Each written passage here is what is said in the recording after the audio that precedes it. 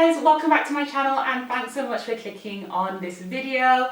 This is the last video of 2020, so whether you're watching this in 2020 or 2021, happy new year. We made it, guys. This year was the year from hell from just about everybody that you can think of, so I'm really glad that it's done with, and I'm really praying and hoping that 2021 will give us better tidings, a better year, better things to look forward to. So today is going to be a roundup of all my absolute favorites from this year, but before I get into the video, I just wanted to say a really big thank you to all of you that have taken out any time at all to watch one of my videos, to comment underneath, to like, to subscribe to the channel. I am so grateful for your support, and this year has just been, I think, despite everything that's been going on, YouTube and sitting down and talking to camera and feeling like I'm talking to my friends on the other side of this lens has been such an escape from me from everything that has been going on. And I've loved it. I really have loved it. So I'm really looking forward to 2021, continuing this growth and this journey with you guys. So I just wanted to know that I love you and thanks so much for supporting me. Okay, so that's enough of an intro. Let's get into the video. So this is going to be a roundup of everything that I've been loving in 2020, and it's going to be quite a broad look at the things that I've been loving. So it will include makeup and skincare, but it will also include stuff that I've been loving for the home, stuff that I've been loving in terms of fragrance, etc, just to kind of give a bit of an overview. I did do a video like this last year, but that primarily I think focused on just beauty stuff, so I thought I would expand it this year and kind of cover the more broad range of topics. So I'll be running through everything. Where there's a video that I've talked about this product before, I will try and link it here up above, but also in the description box down below. By the way, if you don't click on the description box, there is a ton of information that I include in every single video, so just click down there, and I'm pretty sure if you want to link to something or you want to ask what I'm wearing, what I've got on my lips, what I've got on my hair, it's going to be in there. So just give it a click and you can have a look at the list, and yeah, if you want to see the products in action, then I'll make sure to include that as well. So kicking off right from the top in terms of makeup, this year has been an interesting one because I haven't actually had a chance to wear makeup that often, but I have been buying makeup. So I've been mostly in the house, like kind of without makeup, nothing too much on my face, nothing too much going on. But when I've had to film a video or go somewhere, it was like an event, like, you know, let's go, let me go and eat out. It was like, oh my goodness, let me get my face together. So I think my overall list in terms of makeup isn't humongous as it would be kind of like in regular times, but there are still a few things in here that I have to talk to you about. And if you're a regular watcher of this channel, then you will have seen these already, but it's kind of nice to have like a roundup, isn't it? Okay, so let's start off with foundation. Foundation, you guys know NARS has been my breakthrough queen this year, and I got two foundations from NARS. I've done dedicated videos for both of these, and that is this, the NARS Radiant Longwear foundation, is that the name? I think. The NARS Radiant Longwear foundation, which kind of gives a nice dewy finish. This is beautiful, like absolutely love this. It's going to be one of those kind of foundations that I think I will keep repurchasing over the years. I got this in the shade New Caledonia. Then I went and caved and picked up this right here, which is the NARS Soft Matte Complete Foundation. And this I got in the shade Iguazu. So I explained in the video of the Soft Matte review why I got this shade and didn't pick up New Caledonia, but I think I will end up going back to a New Caledonia of this foundation. Today I've actually got both of these mixed together, and that's what I'm wearing on my face. It's basically too hot to wear the Radiant one alone. We're going into like peak heat season now for Kenya, and my face will be melting off. I cannot. So I've mixed it in with the matte one to kind of give a balance of both. I haven't had them that long in terms of like the actual year, but they are beautiful and would definitely recommend this to you and to everybody basically. So there you go. And then sticking to base, I have three separate concealers that I have to talk about this year. Number one is the NARS Radiant Creamy. I bought this when I bought the Radiant Longwear foundation beautiful. It just gives a really nice finish and doesn't crease under the eyes. I got it in the mini size in the shade Truffle, but when this finishes, I think I will definitely be re-upping on this. I love the color of this. It gives a very nice kind of natural highlight for me, but the finish of this concealer is beautiful, blends out flawlessly, so would definitely recommend that. The second concealer I want to talk about is the NYX Can't Stop, Won't Stop concealer, and I have this in the shade Mocha. This concealer has been my go-to for this entire year, and it's this particular shade because I have this in 3 different shades. So I have this Mocha, I have Cappuccino, which is very similar to the NARS concealer in terms of colour, and then I have one in, I think it's called Deep Cool, but Mocha has been my go-to, and the reason is it's a very, very close match for my skin. My hand's a little bit of a different shade to my face, but that's kind of what it looks like. And on my on the days where I've kind of had to dash out, and of course we've been wearing masks, so I haven't really been wearing foundation a lot unless I've got kind of somewhere special to go. So if I'm just dashing to the shops, I will do my eyebrows and I will use this concealer, and it literally looks like I have got nothing on my face. It is such a good match for me. So if you are kind of like if you use me as a shade reference, then definitely check out this shade. It has a really nice coverage in terms of giving you kind of the depth of coverage that you need in terms of being more full coverage. It is a matte formulation, but it is not like a super drying matte, so it's not uncomfortable. And I've also used it to kind of like spot treat where I've got dark marks on my face and then kind of blend that out and set it with powder.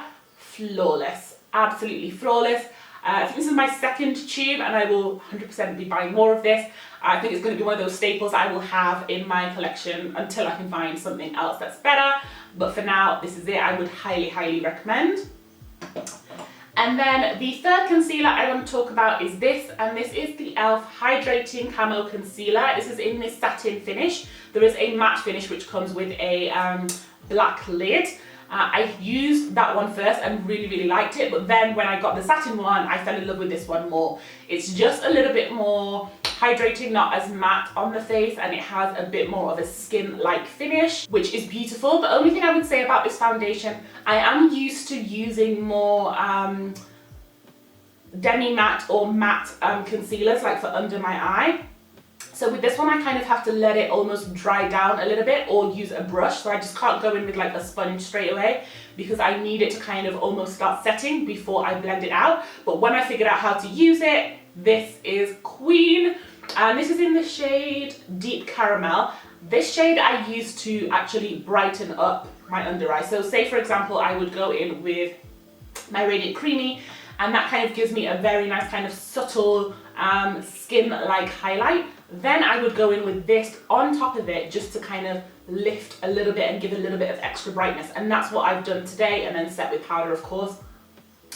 Love this. I think I'm gonna buy a few different shades of this to try out and see kind of like what I could use in this line for a more kind of everyday highlight. Yeah, but amazing, would recommend, buy it.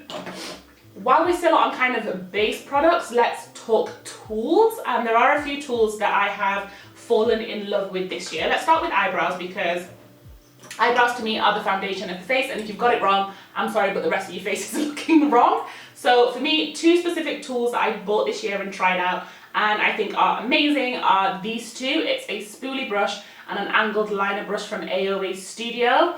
Brush names are E119 for the spoolie and E114 for the angled brush. So I have a ton of spoolie brushes. I don't know what it is about this one. It is incredible. I think it might have something to do with the length of the brush head. It's pretty big, but not kind of like in an oversized way, in very much of a like perfect for your brows way. I don't know how else to say it. And sometimes when I watch videos like this where people talk about tools, it's very difficult to kind of understand until you try it out for yourself. But trust me when I say this is the best brow spoolie that I have used ever. Yes, ever. So it's really nice and kind of dense, so it really allows you to shape your brows the way you want them to be shaped. I think if you had thick brows, you would love this because it's strong enough to kind of pull against your brow hairs. But even if you've got like non-existent brows like I have, this is really nice to kind of place your brows in a particular place. I've also used this when I set my brows with like a mattifying primer or a brow gel, and it combs through just fine to give it the shape. I don't know how else to say it, but I think everybody needs a good spoolie, and this is up there now with my top spoolies. So similarly, this angled brush, you guys, if you have been following me here for the longest time, then you'll know that I swear or swore by the Susie Beauty angled liner brush. That brush was my ride or die. I even bought a backup for it, but the backup wasn't as good as the first brush. So after that, I was like, I'm not buying a third backup to kind of like chance it and mess it up. So I just decided to try out another angled brush. And so when I was getting the spoolie brush, I was like, hey, why don't I try out this? This, you guys, is game changing for me. It is so incredible, blows my Susie Beauty brush out of the water. I don't think I've used it again since I've had this one. The size of the head of this is a little bit bigger, and I think that really does allow me to do my work a lot quicker when it comes to cleaning up my brows, as well as kind of like dragging the concealer down onto my eyelid. This does that thing where it picks up product and it becomes even thinner, which is why I really loved my Susie Beauty brush, the first one, because the second one didn't do that. So it picks up product and it becomes really super kind of like razor thin on the edge, which means you can just be absolutely precise with where you're putting your concealer. And you trust me, your brows just come out flawless. I don't know how else to say it. You need it, get it. Another brush that I've loved is this, and it comes from a BH Cosmetics Marble Luxe brush set. So it's a little bit of a face brush. You can use it for powder, and I used it for powder for the longest time to kind of like put powder on under my eyes. And then one day, I don't know why, I just decided to blend out my concealer with it. Typically I would use a sponge. Wow, wow, oh wow. This brush does wonders for blending out your concealer under your eye. It blends it out so well that it doesn't like take away product. You know, sometimes you use a brush and it kind of like, it eats so much product. It doesn't do that. It blends it out so flawlessly that your under eye just looks so good. So I've been using it for the longest time now to both set my under eye, to both apply my concealer and to set my under eye. So it kind of multitasks. I wish they sold this as like a one piece, because then I would buy several of these so that I could have like specific ones for liquid and specific ones for powder. I don't really use it to do anything else except that, because it's quite a small brush. So it just fits perfectly under the eye, does that blending, and that's it. Absolutely love it. I am going to try out a few other kind of under the eye concealer brushes to see whether I can get something that's comparable to this or like a backup to this, because sometimes you don't want to buy a full set, but the set is available if you want it. But you know, just to let you know, okay? She's that girl.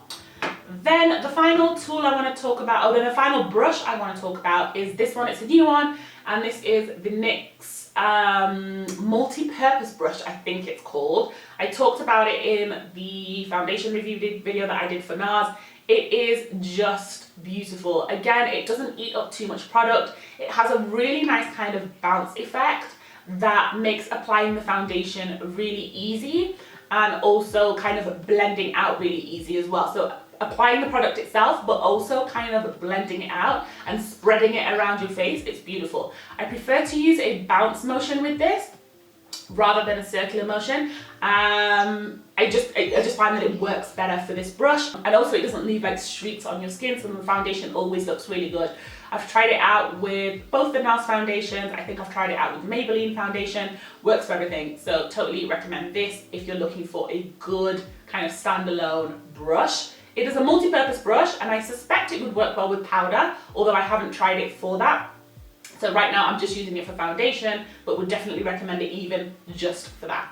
Okay, the final tool I want to talk about is this sponge, and again, it's also from AOA Studio. I love AOA Studio because their stuff is really affordable, but they make incredible products. Like, and this is not just because it's cheap. It's like they make cheap products, but they're really, really good. So sometimes when you find something like that, it's like, why am I going to pay, you know, $10, $20 for a beauty blender when I can use this. Anyway, so this is the AOA Studio Paw Wonder Blender. It's different from the regular Wonder Blenders that they have, which are good for like applying foundation and powder.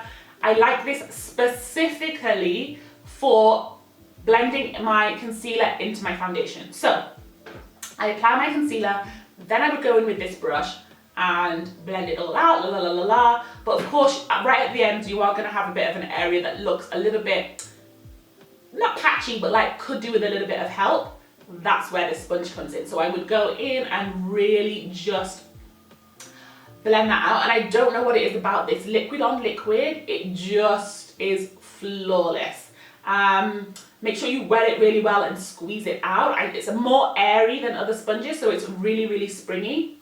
And I think that's what helps to be able to kind of blend the two together, because it gives a more kind of like an airbrush finish. I don't know, it's amazing, love it. How many times have I said I love it in this video? Anyway, it is a favourite. But yeah, totally recommend this for you. Next beauty category is lips, and I only have 2 specific products to talk about in this video. It's because we've been wearing masks, and you know, putting stuff on the lips has been kind of counterintuitive unless you were wearing matte lips, but I've really been into glosses this year, so that's kind of been what I've been wearing the most. So when I'm out, I will just kind of put on like a Vaseline or like a clear gloss that won't kind of stain my mask and look a little bit icky. But I have been loving one specific new gloss that I got this year, and that is the Joanna K Cosmetics lip gloss in the shade Au Naturale. It's what I've got on my lips today on the kind of outer perimeter. I've got a different shade on in the middle. But this colour is, it's gorgeous. It is just such a nice kind of like rosy brown that looks, like the name, so natural, so flattering, I think, for deep skin tones. So if you're my complexion or darker, I think you would love this. I do wear it with a lip liner, but I put on a lip liner with almost all my lips anyway. But I don't think that you necessarily would need to. It's really comfortable, glides on really nice pigment as well, without being kind of like sticky and tacky on the lips. I'm really particular about kind of lip gloss formulas, and this one cuts the mark. So well done, Joanna, with that one. The other one, which is also actually a Joanna one, I've misplaced. I've looked all over my beauty room, but I suspect my daughter has taken it and hidden it somewhere.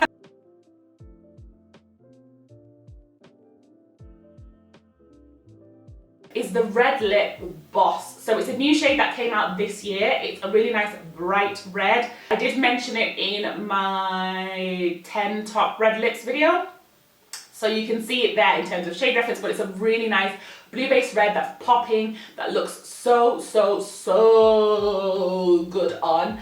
And so I love that shade, and Kenyan owned, so do what you gotta do, okay?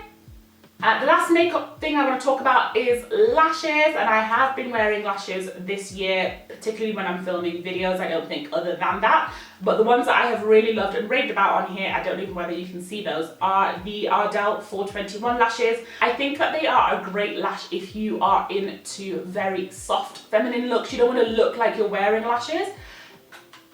These are them. They look soft and wispy and gentle and kind of go with all looks. So if you're doing kind of like, you know, no makeup look and you want to have a bit of a lash, you would reach for these. If you want to do a kind of soft glam look, you would reach for these. I think the only look that these possibly wouldn't go for, or you might want to kind of ramp it up a little bit more on the eyelashes that you go for, are if you're doing like a really dramatic look, or you're doing kind of like a winged eye look, then I would suggest maybe go for something a bit more, with a bit more density to it, with a bit more volume to it, and a little bit more drama to it. But if you're looking for something that's very natural and works with so many things, and is a bit of like a no-brainer, then this is the lash for that. Yeah, I need to buy backups of this because I'm obsessed with it now and I need to keep using it. With these lashes, by the way, I keep my lashes for the longest time. So just make sure you peel them off gently, clean off the glue, place them back in a case so that they're not, you know, getting squished or bent or, you know, messed up. And you can use these again and again and again. I've used it possibly more than 10 times now. So yeah. Okay, let's talk skincare now. I think I just have 3 specific products to talk about this year. Number one is this. It's the Cerave Foaming Facial Cleanser. I am obsessed with this. If you've got oily skin or combination skin, this is the cleanser. It has a beautiful gel formulation. It's just, it glides on the skin so easily. It washes off without leaving a residue. It's just that girl. I mean, I will always do a double cleanse, so this will never be my sole cleanser, but if you're looking for like your second cleanser and you've got my kind of skin type, then I would highly, highly, highly recommend this. This has lasted me, I can't remember when I bought this bottle, but this has lasted me, I think, the whole of this year, and there's still some left. And I wash my face morning and night. You only really need a tiny amount for your whole face. Bearing in mind this is the second cleanser, you will already have taken your makeup off. So this, just a little bit to kind of like catch any last bits that you missed and to kind of now do your deep clean. That's the girl. There is also a hydrating cleanser for those of you who have dry skin, and then there's an in-between one which kind of balances between the hydrating and the foaming. There you go. The serum that stood out for me this year, 100% apart from the ones that I've mentioned in like previous videos, is this one, and this is the Paula's Choice 10% Niacinamide Booster. I tried this out because I wanted to try a new niacinamide. The ordinary one was okay, but it wasn't like mind-blowing. Then I tried this. Woohoo! It was pricey, but worth every single penny. I saw a massive improvement in my skin when I tried this. Massive rebalancing of my skin. I mean, it was just kind of like a gold standard for me in terms of niacinamide. I'm now currently actually using the Inky List one, which I like, but still doesn't touch this. And that's why this made it into the favorites, because I thought I loved it, and then I stopped using it once it was done and tried a new one, and the new one just wasn't cutting it, so confirmed. I am still going to try one other niacinamide after this from Naturale, just to see, because this is still a bit pricey, and you only get 20 ml in here, so I go through this pretty fast. So I will try that one out, and then if it's still not, then this is holy grail, I'll just come back to it, and I'll just have to bite the bullet, buy it, and use it. My skin absolutely loved that. Final one is causing a little bit of controversy fairly recently in the last couple of weeks, but this is the best sunscreen I have ever used. I will be so sad if this turns out that, you know, it's not doing what it says on the tin, but for now I have to tell you because I'm just obsessed with it. It is the Purito Centella Green Level Unscented Sunscreen in SPF 50, or is it? If you don't know, this has currently been embroiled in a little bit of scandal because somebody did some in vitro testing on this and found that it apparently is only offering SPF 19 versus the SPF 50 that it claims on this. So if you guys know, I only like to use an SPF 30 or higher for my face because I want as maximum protection as I can get.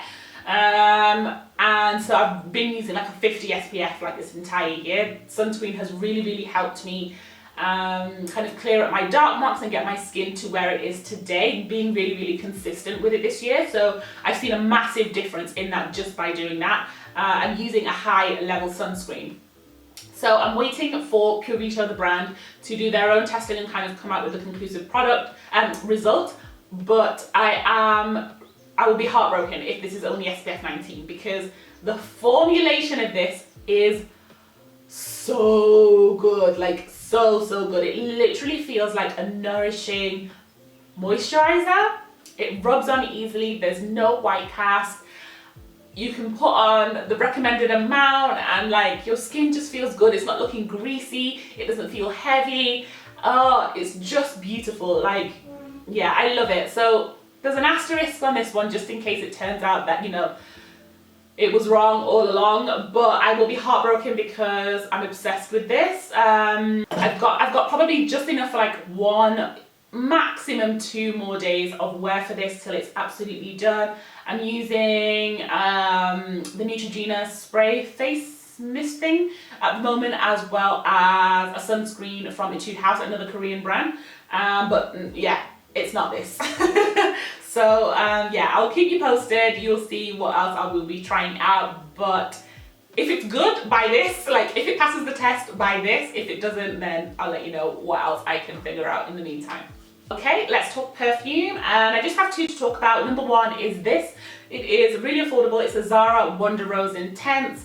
Beautiful, soft, feminine, floral, rosy scent, but it's just gorgeous for like every day, warm weather, hot weather, traveling, basically everything, because my nose and my stomach is really sensitive to smells, particularly when I'm like moving around and traveling. And I know we haven't been traveling a lot, but if I can wear this on a plane ride and not feel queasy, and if I can wear this on a long journey, car ride, and not feel queasy, then it passes the test.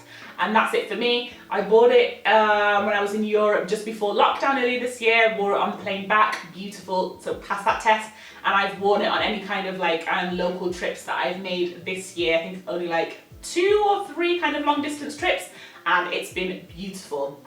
The second scent I want to talk about is this, and it is Joy Dior. Again, this one is a floral scent, but it's much more fresh, much more citrusy and kind of punchy, whereas this one is kind of like soft and cuddly. This one is more like, ding, I'm here. My typical go-to scent in previous years has been something a little bit more kind of like floral oriental, a little bit richer, a little bit deeper.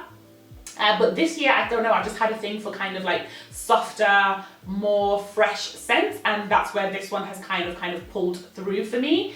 Actually, what I have recently started doing is pairing these two together. So there are days that I just want to smell like clean and soft and feminine. That's when I would wear this.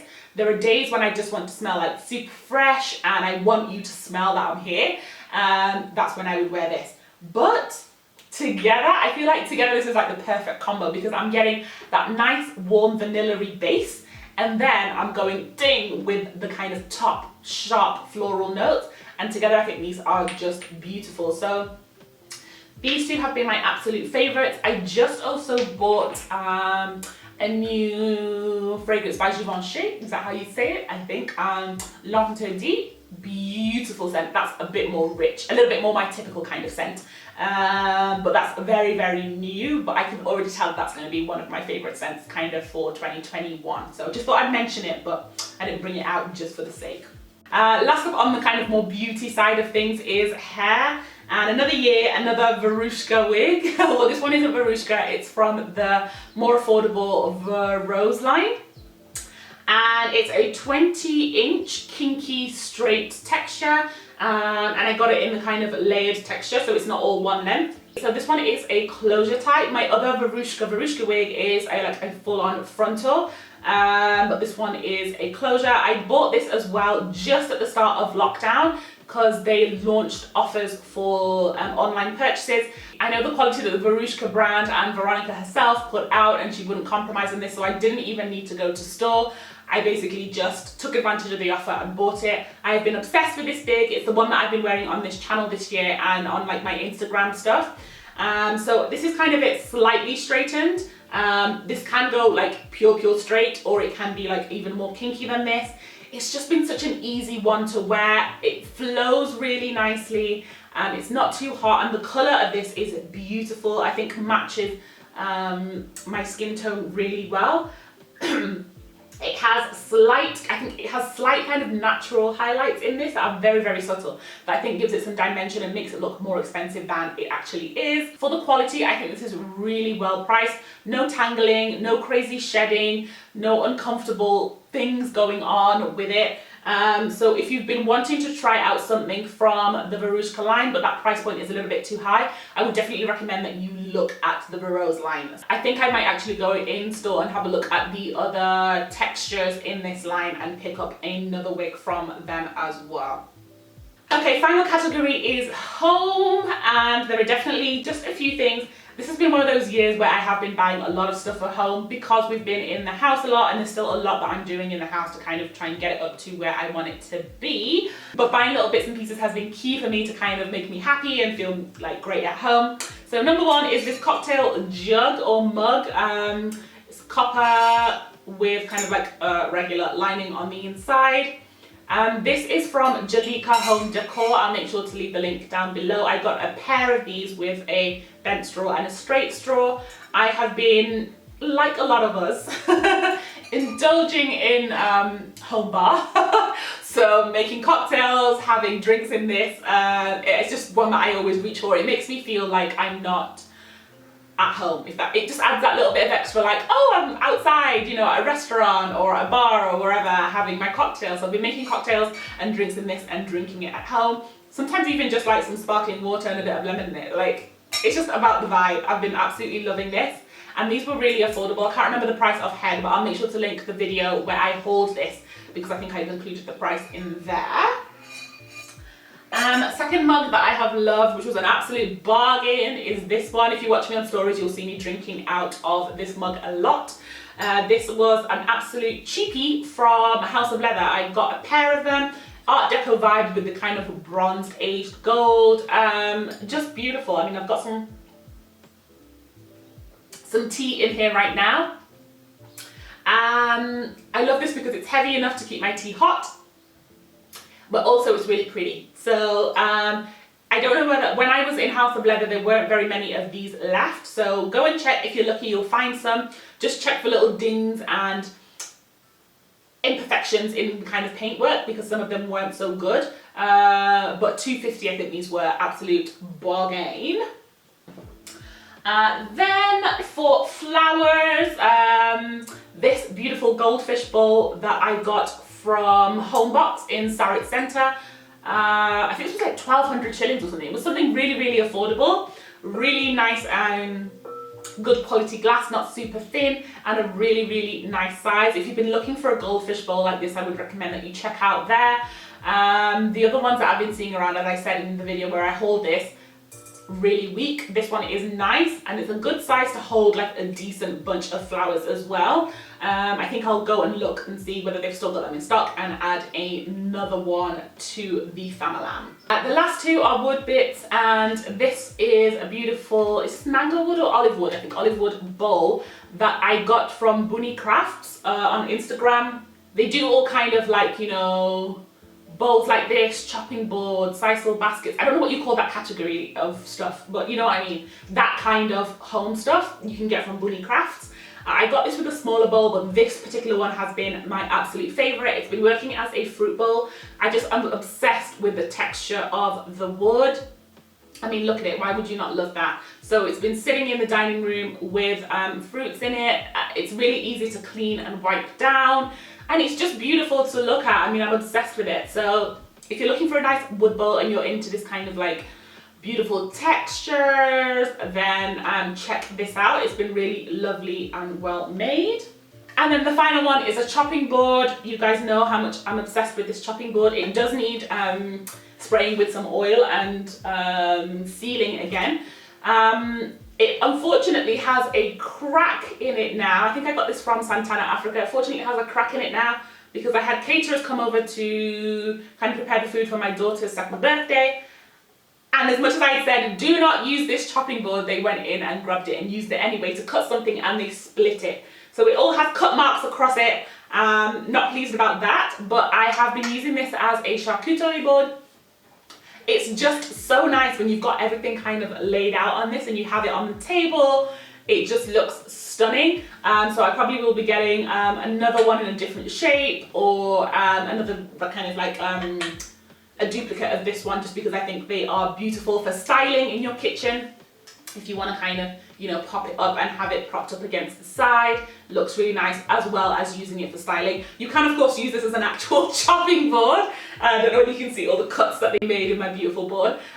Works perfectly for that, washes really easily and stays clean. Just make sure to seal it with some oil after this, after you kind of use it. So that's what I need to go and do to this one to kind of maintain its beautiful natural luster that it has once it has a little bit of oil on it. But this is gorgeous, really nice and sturdy and heavy, and yeah, I think that would look gorgeous in anybody's kitchen. Okay, so that brings me to the end of the video.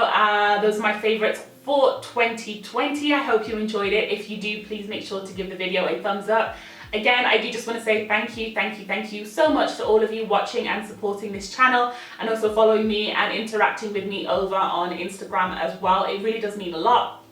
I really enjoy these videos, and when you guys watch them and kind of interact with them, it makes me feel good, because I'm like, okay, so it's not just me who's kind of interested in this stuff, and you know, we can have a little conversation. So thank you so much to all of you that support and yeah, enjoy this content. I would love to hear from you in the comments. Let me know what your favorite thing about 2020 was. I know it's been a really difficult year, but what was your favorite thing about this year, if you could reflect at all? And what are you taking with you into 2021? I think the biggest thing that 2020 has taught me is about gratefulness, and because this year has been so difficult for so many of us in very many ways, whether health-wise, whether work-wise or business-wise, the fact that we've made it through and we're here and we're alive and we can, you know, enjoy our friends, enjoy our family, enjoy life basically, is just such a blessing. So thanking God for that, thanking God for this year. I'm really looking forward to what 2021 has in store for us. I know we said that for 2020 and then it went left, but I really am hoping that 2021 will be